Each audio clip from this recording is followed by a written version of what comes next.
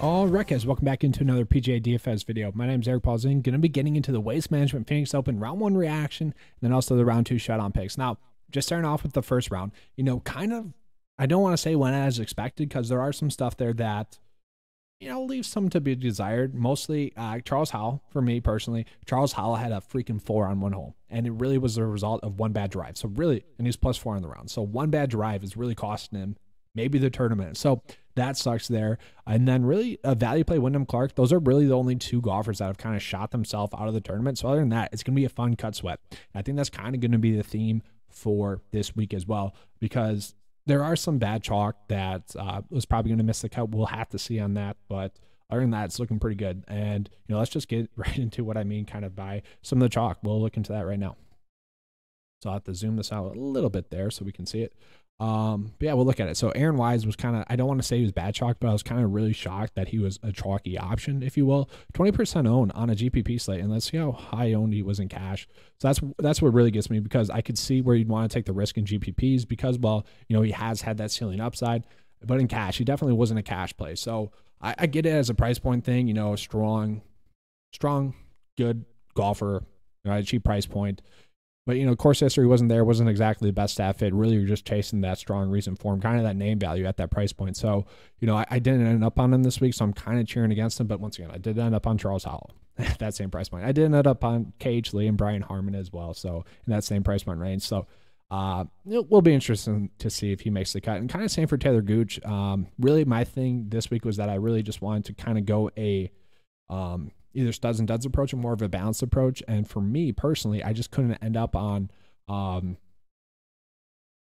guess, players like Taylor Gooch. Victor Hovland I didn't like as much because he wasn't as safe as like Xander, even Louis, but Xander, Hideki, JT, Cantlay, John Rahm. Like, I'd much rather just go more of a studs and duds approach, because I kind of thought that the norm would be 4 out of 6 across the cut line, and we're kind of seeing that come through.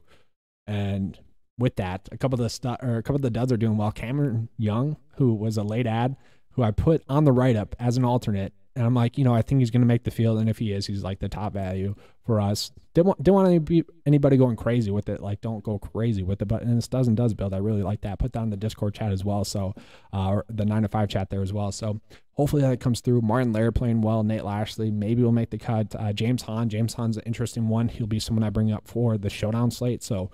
But yeah, looking over it, like, these aren't really all too shocking. Like, Seamus Power is someone I played because, well, been rostering him a lot. I like to roster a golfer until they let me down. And so, that's fine. Corey Connors is going to be an interesting one that pops up on the showdown slates. And then just let's put in a random person here. Let's see. I don't know. Let's see, just a random person here. I just want to see how someone's doing in their contest. Oh, that's not fun. All right, I'm going to click in a few people here then. All their cut sweats are Victor Hovland. What the hell, guys? Anyone else? Well, we can kind of see how they're doing. So, just based off the multiple selections, these DFS players, they have 4 out of 6. That's their norm, and none of them have 6 out of 6 across the cut line. So, very interesting stuff there. I don't know how many contests they entered or anything like that. Just like a random thing. That's something you can do to, like, type in your name and see how you're doing. Kind of just a fun thing there. This is the $1 contest, and this is the $5 single entry contest. But yeah, right now as it says, 4 out of 6 is going to be the norm. So kind of just interesting stuff there. And then I do want to point out one other thing here, because this ownership leverage tool has been kind of much better than I expected really this whole year. And it's the summary of it is that it is pointing out which players are being under-owned compared to how they're going to play. How they're most likely going to play. Their projected cut likelihood, their ranking, and kind of takes that all in together. Obviously, Cameron Young, projected ownership, 0 because he was a late ad. Number 1 in leverage rank because of that. But Patrick Cantlay, Billy Ho, Bubba Watson, Charles Howell, Usti, and then Kuchar, Xander, Kevin Kisner. This is how you can use that tool. If you're making 50-50 decision makers between some golfers, this is a great way to use that tool. And then let's just look at non-values really that were overowned. So Aaron Wise, the first one that pops up, no surprise there. And then some of these other golfers are actually playing well. Keith Mitchell made a lot of sense. Pat Perez not really playing well. It wasn't really rostered too much, but Taylor Gooch, we can see, like, just looking at this tool, these are golfers that we probably wouldn't have went out of our way to play too much. Really, it's like anyone over 30 is not like, oh, I have to play them, you know. So it's just kind of one way to look at it. Sometimes a good play is just good, but we can see that, like, John Rahm is still ranking out pretty well. KH Lee still ranking out pretty well. JT still ranking out pretty well. So it's still going to tell you which golfers are the best golfers, as long as it's not like 50% ownership for a golfer or something like that. So just kind of a fun tool. Kind of want to point that out. Like, just, it's been pretty good so far. But let's get into what you guys came here. Let's get into the round 2 Showdown picks. Oh, I was looking at matchup bets earlier. So here's a matchup bet for you guys. So Corey Connors, he's going to be someone that we highlight in a little bit here, but on the betting tab right now, Corey Connors has a 57% chance to win his matchup. Kind of interesting to me. Just a name that you might want to look at. But let's get into round 2 Showdown. So right now, I have it sorted by, let's go by fantasy points, just to look at it that way. So in simple, these are the golfers that are most likely to score the most fantasy points. Victor Hovland, Hideki, Daniel Berger, JT, Russell Henley, Seamus Power, Patrick Hanley, Scotty Scheffler, Corey Connors, John Rahm, Sam Burns, Adam Scott, Louis Oosthuizen, and Russell Knox. But here's why. Let's talk about regression real quick. So these are the golfers that are going to be most likely to play better than they did in round 1. No real shock there with Victor Hovland. He is a golfer that, you know, did rank out well this week. You know, pretty solid pick in the 9-5 model as a whole. You know, top 20, top 5 staff in the field. His struggle was really just that course history, that miscut, and that was enough for me to not be on him as much as the field. But he's still projected to have a good round 1 or round 2. So like, he should be a staple in round 2 Showdown builds. And hey guys, real quick, I know we killed it for round 2 Showdown. 9-5 members, we had 2 of them take down a GPP. I'm curious as to how you guys in this video, you know, that watched it last week, how did you guys do last week as well? Because I feel like we had to have more than just 2 winners. That sounds kind of weird to say, but we had like, I don't know, 600 views. Contest sizes are, I don't know, 10,000 sometimes on Showdown. A lot of the golfers that were on that were I owned that played well. I think that's because, you know, we were on them. I'm just kind of curious as to see how we did. I feel like we had more than 2 winners there because we killed it like we always do in round 2. It's crazy, guys. It's crazy. It's fun though. It's a good thing. But yeah, just getting into a little bit more. No real shock there with Charles Howell, but this is where it's interesting here because it's kind of just taking in everything from the round and putting it into a ranking. It really doesn't take into the account that he had 1 bad shot and 1 bad hole that cost him that round. So I don't really see him playing like hole by hole, shot by shot better.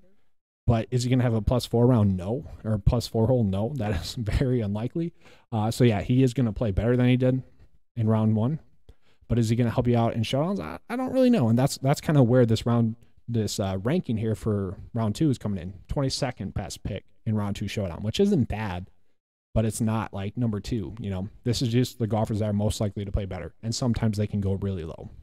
It's really nice when they're both popping up there. And this is where I love having 2 courses and not 3 courses. Okay, guys, this is huge because there's no like really guessing. We're not like targeting a specific course because we have to, because that's where the most likely lowest score is going to be. Now, I will say the afternoon tee time is a little bit more appealing, but it's nothing that's really I'm going to go crazy with. It's going to be like a 50-50 decision maker for me. If a golfer has a later tee time than someone else that I'm considering that has an early tee time, then sure, I'll go with that guy that has the afternoon tee time. So like, let's say Corey Connors, or I think, I don't know who had I can't think of anyone. Corey Connors or Aaron Wise. I don't know why you'd be making that decision. Aaron Wise is a decent round 2 Showdown pick, but let's just say you're deciding that. I think Aaron Wise has a morning tee time tomorrow. I could be wrong. I think that might be wrong actually. But anyways, Corey Connors, I think he has the afternoon tee time. I didn't verify that, but you would want to use that as a 50-50 decision maker is what I'm trying to get at. But yeah, just looking at it, James Hahn, someone that has good course history, wouldn't be too shocking to see him go on and play well. Luke List is another sweat that I have. I wouldn't say he's dead in the water because he's +2. Obviously, it's likely that he doesn't make the cut. We'll have to wait and see. He's on the outside of the cut line right now, but he is projected to have a much better round than he did in round 1. And that's the thing with Luke List. It's like the worry was not that he was a bad pick.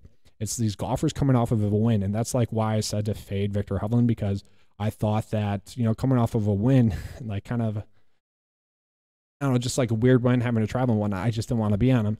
That was kind of the worry with Luke List, but having a week off, really strong play.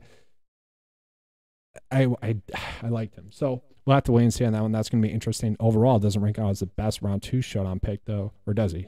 Does he? No, 20th. He ranks out 20th. So, yeah, still not the best hope for him to go on and go low. But we can kind of see who's the best, most likely to play well. Let's just look at who's not likely to play well.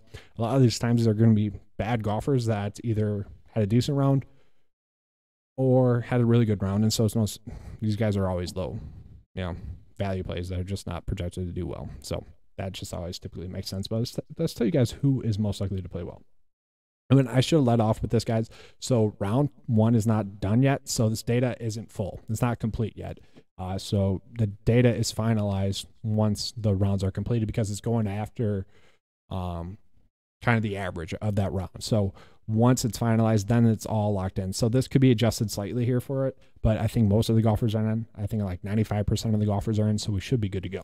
And like I said, it's going to be a nice cut sweat tomorrow, and I hope that it doesn't go into a Saturday morning cut sweat because of, well, round 1 already having to be pushed back. That would suck because it's going to be a fun cut sweat because, like I said, only 2 golfers really dead in the water right now for the player pool, and maybe Luke List as well, but really a lot of good things going. So be interested in see how it falls. And if it falls at 4 out of 6, it's going to be a pretty good week as the norm. If 4 out of 6 is the norm, it's going to be a good week. But round 2 showdown, let's get into it. So Victor Hovland, I do like him. Ranks out well regression, ranks out well ranking-wise. Seamus Power, I don't mind as well. He is someone that really couldn't get any putts to drop, had a really strong strokes gain approach game.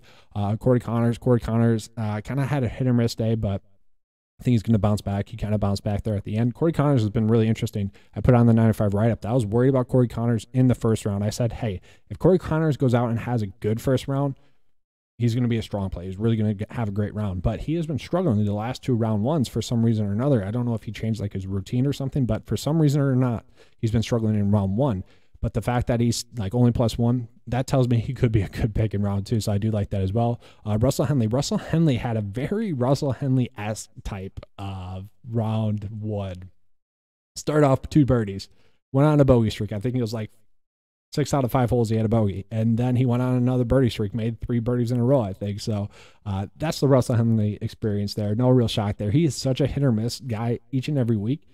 He's been much more hit lately with a cut streak going, but every time when we're looking at course history, it's always like 2 good made cuts, like a top, this week it was top 15 and top 30, and then 2 missed cuts. That's just always like Russell Henley. It's so weird how he's just always a hit or miss play. But Hideki's really interesting to me because he is someone that actually played well, but he's projected to have a good round 2. So that's a high name that you could feel comfortable paying up for. Now I think we can feel comfortable paying up for all of them, but like JT is one of those guys that's popping up. JT is like always starts out slow and then has good rounds. So yeah, I don't mind Hideki, don't mind JT. John Rahm's still popping up there as well. Top 20, pretty much anyone that's like top 20, maybe 25 or so. Those are the golfers that I want to be targeting the most for round 2 showdown. And then really everyone else we can just kind of cut out. So we get a good picture of like who's most likely to play well. But let's just look at let's look at the betting here real quick. And once again, this is going to be finalized once the date is complete. So this updates the 9 to 5 odds and the Vegas odds all update in the morning because that's when the data comes in. So like 20% for Cantlay, 18% for John Rahm, JT. I wouldn't exactly say that that's true because we're waiting on the other data to update and finalize. So once that finalizes in the morning, once the round 1 is complete, then this will be more accurate. So nothing really to take out of it, and that's kind of with the matchups as well, but we can kind of see John Rahm expected to win his matchup. No real shock there because, well, Ricky and Hayden Buckley kind of struggled in round 2 or round 1, and they're not really projected to go out and play well in round 2. One thing I want to point out, though, is, let's see here. Adam Hadwin's an interesting one. I think that's going to be a strong play matchup bet-wise. Let's pull that one up here real quick. So Adam Hadwin, I want to see if he was like going to win his matchup or if it was just between like him and someone else and there's just one that doesn't have a chance. So Adam Hadwin most likely to win his round. We can see that there, 63% chance to win his matchup there, or his grouping, I should say. So just kind of interesting stuff to look at when you're looking at that. But let's see what Vegas currently has them at. Yeah. I think this still needs to be updated. Yeah, this still needs to be updated. That's how they start out with their win percentages. So, really interesting stuff there. I do think it's gonna be a fun, cut sweat. Once again, I hope it doesn't go into round 2. or Saturday for the round 2 cut. But yeah, let me know how you guys did. I'm curious as to last week because I know that was a strong one.